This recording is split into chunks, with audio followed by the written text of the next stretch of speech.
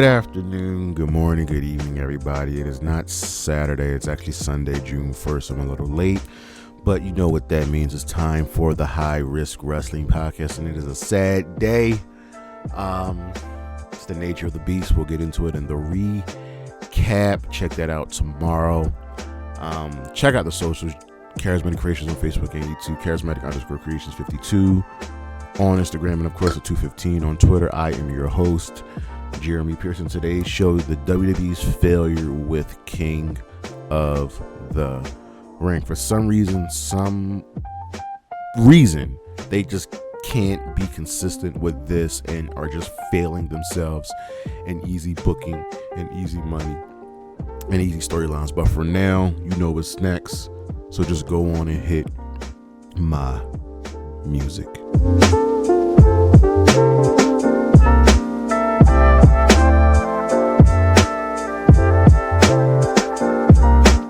This list is so simple. These are the best modern kings and queens of the ring. Number 5, 2019, Baron Corbin. This man, whatever you gave him, he just rolled with it. He made it work, whether it was Constable Corbin, whether it was bum-ass Baron Corbin, whether it was the Lone Wolf, he always made it work.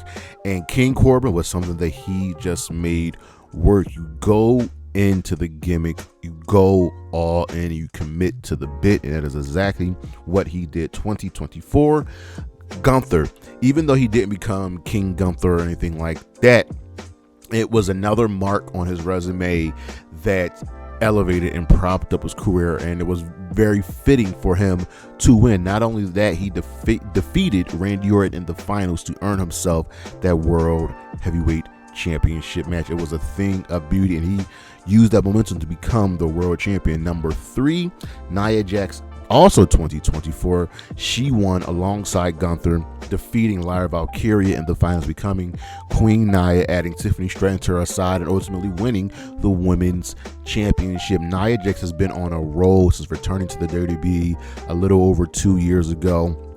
And this has just been another high mark on her resume where you can't deny that she is just here to stay, and she's just that good. Number 2, 2021, of course, Xavier Woods. King Woods, bow down. He got new music. He got Kofi to pretty much be the second man to him. This was Xavier Woods' time to shine, because of note, it was made that, he had never won a singles championship or had a big singles accomplishment, but winning King of the Ring was something that ultimately worked with him, and the New Day were going to do nothing but be awesome with it. And of course, number 1, 2006, the SmackDown exclusive King of the Ring, Booker T. Yeah, there's nobody going to top Booker T. He had never won a world championship in WWE up until he became King Booker, which kind of sucks and is really disrespectful to the career of Booker T. But once he became King Booker, once he had the King's Court, he became world champion. He committed, and when I say he committed. King Booker with Queen Carmelo was comedy gold, but he was also able to back it up in the ring. These are the best King of the Ring, Queens of the Ring winners recently. Looking for 5 more. We'll be right back.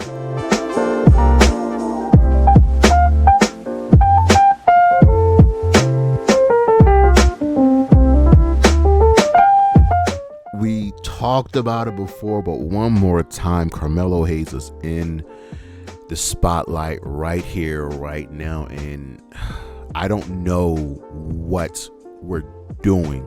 Now, I could always point back to who's booking, and we know their history with stars of melanin, but the contrast in Carmelo Hayes' NXT career and his current main roster career are night and day. I don't know how you could book this man, have such a fall off. Yes, he is now in the Money in the Bank ladder match, but let's be real, he's probably not winning, and I will fly to the moon, go play in traffic if he wins Money in the Bank. But Carmelo Hayes is too good and too talented to just be here on the main roster, while His two other counterparts, one injured and Ilya Dragunov, but before he got hurt, he was pushed to the moon. And now we see where Braun Breaker is, where he was, and where he's going to be, because they clearly see something of Braun Breaker, but they don't see anything in Carmelo Hayes.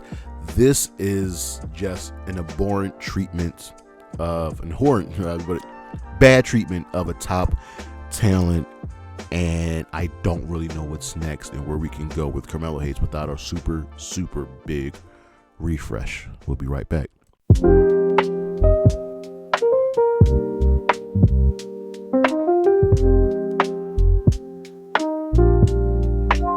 All right, ladies and gentlemen, this time last year, and I want to say 2015 and 2002 and 2001, we've had the King of the Ring. And the King of the Ring has normally gone down around this time, late May, early June, and we're not getting it this year.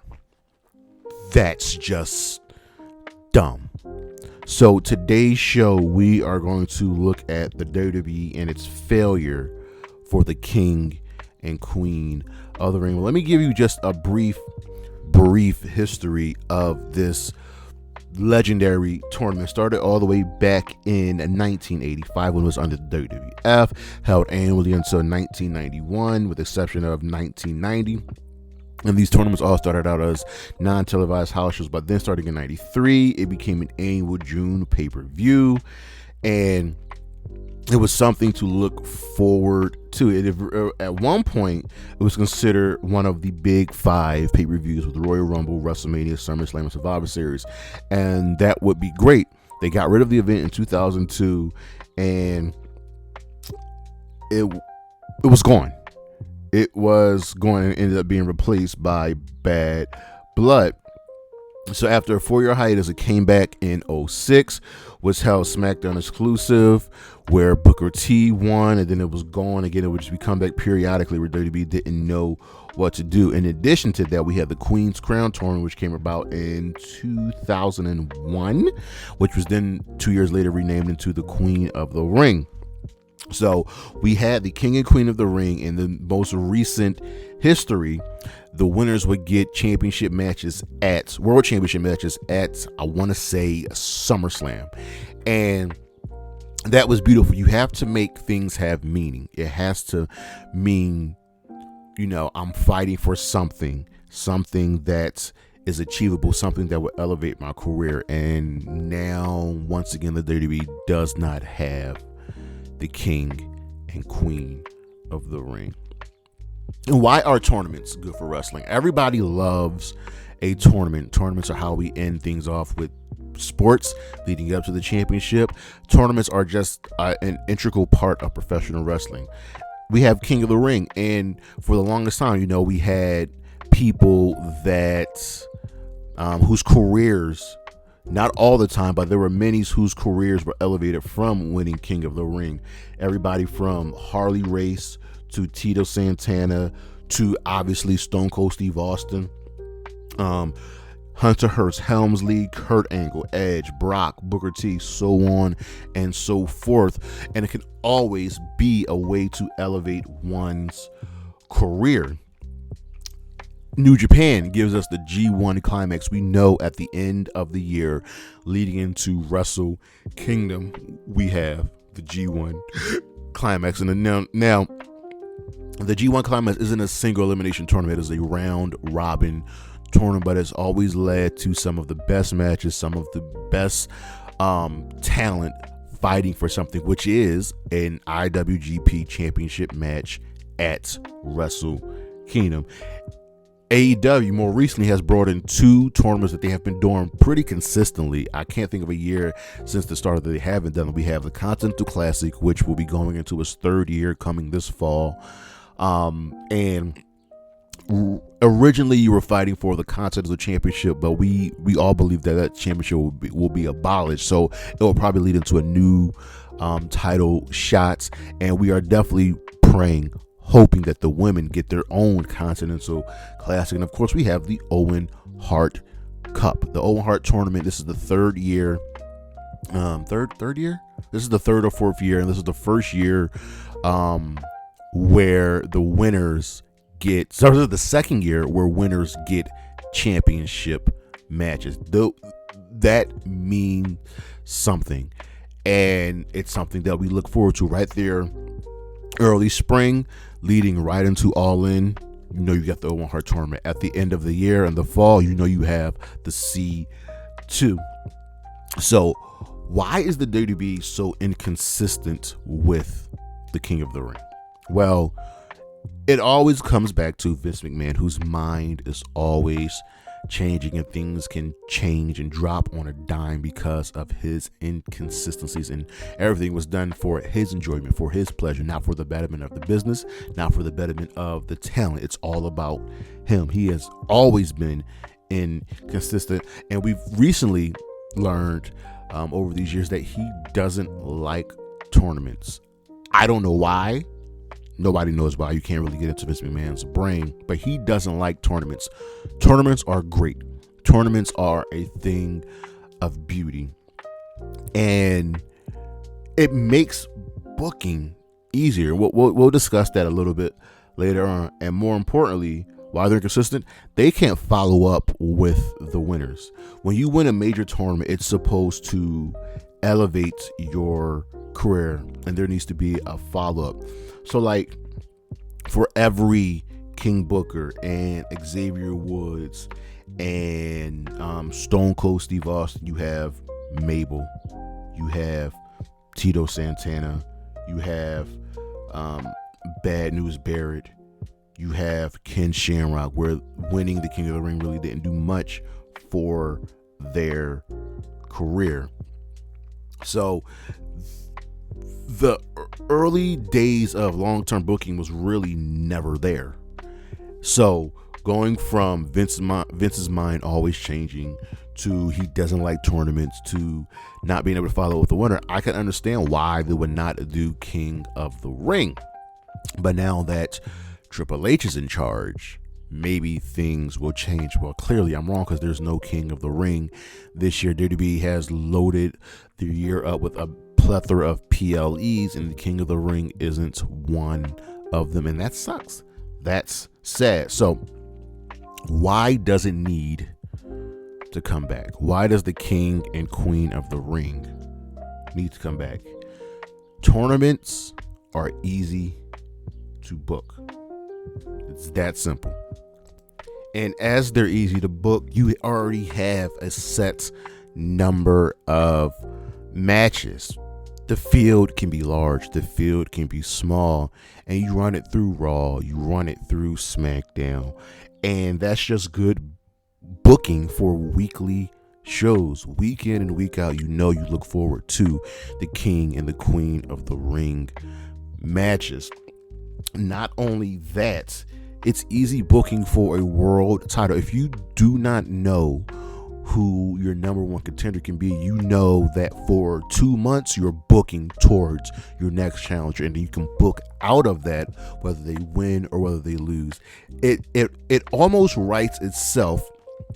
You legitimately can't be lazy with it. It's so simple. So you have this tournament that's easy to book, right? You have, weekly shows. The funny thing is, here's the funny thing. Ever since Triple H took over, he's booked a plethora of mini tournaments on Raw and SmackDown.